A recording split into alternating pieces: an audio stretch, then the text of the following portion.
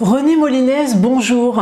Bonjour Carolina. J'ai découvert votre association en allant à un spectacle pour les enfants et j'ai découvert le nombre incroyable d'actions bénévoles que vous menez pour venir en aide aux enfants malades et à leurs familles. Votre témoignage m'a profondément touchée et j'ai pensé que ce serait intéressant que vous nous racontiez votre histoire et votre projet. Écoutez, mon histoire est pas banale puisque évidemment elle est partie du départ de mon fils Adrien qui est décédé d'une maladie orpheline incurable à l'âge de 2 ans et demi. Il était atteint d'une maladie orpheline. Donc à partir de là, quand mon fils est parti, j'ai commencé à sombrer, à boire de l'alcool alors que je ne buvais jamais d'alcool, de compter les carreaux chez moi. Et donc je suis parti dans le sud-ouest chez de la famille qui m'a accueilli les bras ouverts. Et je suis allé dans des bibliothèques tout simplement pour pouvoir, on va dire, écrire les grandes lignes de l'association Adrien qui a été créée 1 an et demi plus tard, le 27 mai 2005. Et donc l'objectif en tout cas de cette association dont j'ai fondé, c'était d'organiser des événements pour les enfants malades, mais aussi également pour les familles qui sont régulièrement isolées et qui avaient besoin de vivre des moments magiques à travers des sorties, des voyages, des ateliers culinaires, artistiques, des rencontres, plein de choses pour leur apporter du bien-être, d'échanger, de communiquer entre elles, mais aussi avec moi, de pouvoir faire le clown à tous ces enfants qui ont besoin de rigoler, de sourire et de ne pas penser à la maladie. Ça, c'était important. Notre grand objectif depuis plusieurs années, c'est de créer un centre de vacances pour les enfants malades qui viendront de toute la France pour pouvoir, on va dire, vivre des moments magiques dans le QG, dans la base des super-héros, puisque cette maison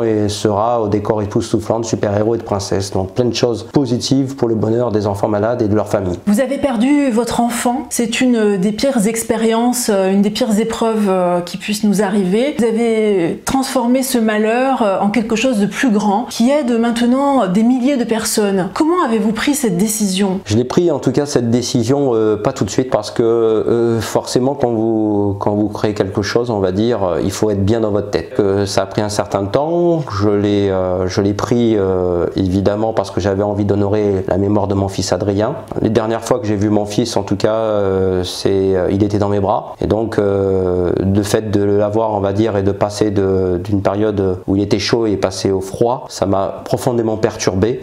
Mais au-delà de ça et de ma personne, ce qui m'est importé en tout cas, c'était de lui rendre un bel hommage, comme il le mérite, de le faire connaître par des milliers de personnes.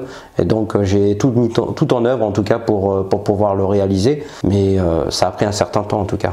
Qu'est-ce qui vous a le plus aidé à surmonter votre souffrance? On a des croyances dans la vie. Moi, la mienne, en tout cas, elle est forte puisque je crois à la vie après la mort. Et en tout cas, j'ai développé un 6e sens. On appellera ça comme ça, on va dire. Et voilà, je me concentre quelquefois et je sens sa présence, entre guillemets. C'est quelque chose de fort, mais oui, sa présence. Et je sais qu'il est toujours avec moi, qui me soutient, qui m'aide, qui me permet d'emprunter ce beau chemin, on va dire, ensoleillé, qui permet de faire de belles choses, en tout cas en sa mémoire. En psychologie, on parle de résilience lorsque l'on est capable de rebondir après l'épreuve. Et ce qui favorise cette résilience, c'est notre capacité à demander de l'aide ou bien en recevoir et à ressentir de la gratitude par rapport à cela. C'est ce que j'ai perçu chez vous. Est-ce que je me trompe? C'est compliqué quand on peut pas faire le deuil d'un enfant. J'ai accepté son départ, mais par contre le fait voilà, qu'il soit parti et de vivre sans lui, ça a été un enfer. Je continue à me battre pour apporter du bien-être à tous ces enfants et toutes ces familles qui en ont vraiment besoin. Donc aujourd'hui,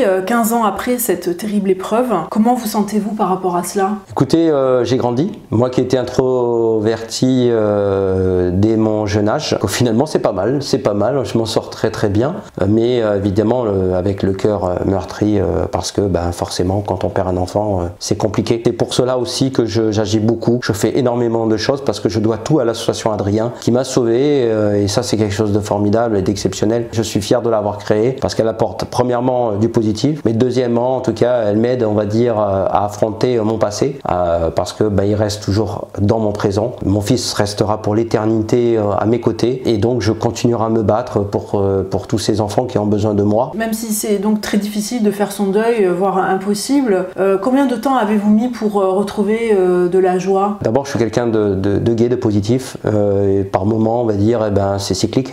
Comme tout le monde, en fait, c'est cyclique. Mais c'est vrai que forcément, il y a des moments difficiles, les dates sont difficiles. Il y a des moments où je vais bien, et puis il y a des moments, c'est terrible. Voilà, le passé ressurgit, et donc au final, j'ai envie de vous dire qu'il n'y a pas de moment. Mais dans le temps, on va dire, j'ai mis, à partir de 2012-2013, et ce, grâce à ma famille et mes amis, j'ai pu rebondir positivement et être encore plus fort. Parce qu'il faut avoir une capacité à se relever, et une capacité aussi à avoir cette énergie pour pouvoir, on va dire, survivre de cette épreuve. Bien souvent, ce qui fait obstacle au processus de deuil, c'est un sentiment de culpabilité. C'est-à-dire le sentiment d'être en faute, de n'avoir pas pu agir pour éviter le drame. Avez-vous vécu cette étape et comment l'avez-vous surmontée? Comme je vous avais dit, le deuil, c'est compliqué. C'était une épreuve difficile. On limite la casse. Quand on perd un enfant, on ne vit plus, en fait. On n'est plus soi-même. Il y a une partie de nous-mêmes qui est partie avec notre enfant. Mais vous avez aussi d'autres choses à accomplir. Et encore une fois, il faut aussi se relever, s'élever, et ne pas regarder ce qu'on fait, mais surtout,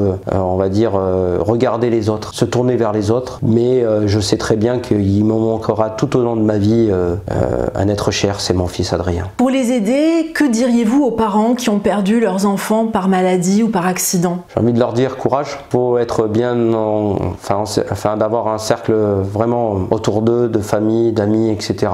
Pas hésiter de pleurer. Moi, j'ai beaucoup pleuré. Il faut vider la machine, c'est important. Il faut aussi en parler énormément, soit par des professionnels comme vous, soit par des personnes intimes. Puis à un moment donné, faire du sport, se tourner vers quelque chose de positif. On est tous différents. Il y en a qui créeront leur association, d'autres qui malheureusement plongeront. Mais ça nous permet de remonter, de ressurgir, et puis d'autres qui resteront à ce degré-là. C'est important, on va dire, d'honorer la mémoire de son enfant. Voilà, c'est ce que j'essaye de faire à mon petit niveau, et je l'espère que je le fais bien. Vous aimeriez ajouter autre chose? Non, j'étais content de pouvoir, on va dire, apporter ma petite pierre à l'édifice. Encore une fois, je suis juste une personne qui apporte son témoignage, mais voilà, et je pense que les personnes qui m'écouteront sauront que le chemin a été dur. Cette épreuve de drame, de perte d'enfant, on va dire, restera gravée au fond de moi avec plein d'émotions, parce que c'est l'injustice, mais en tout cas, je reste fort pour mon fils, pour que le jour où je partirai de ce monde-là, je l'espère en tout cas qu'il viendra me chercher, et c'est ce que je souhaite en tout cas au plus profond de moi-même. Merci René pour votre témoignage. Merci à vous en tout cas de m'avoir reçu.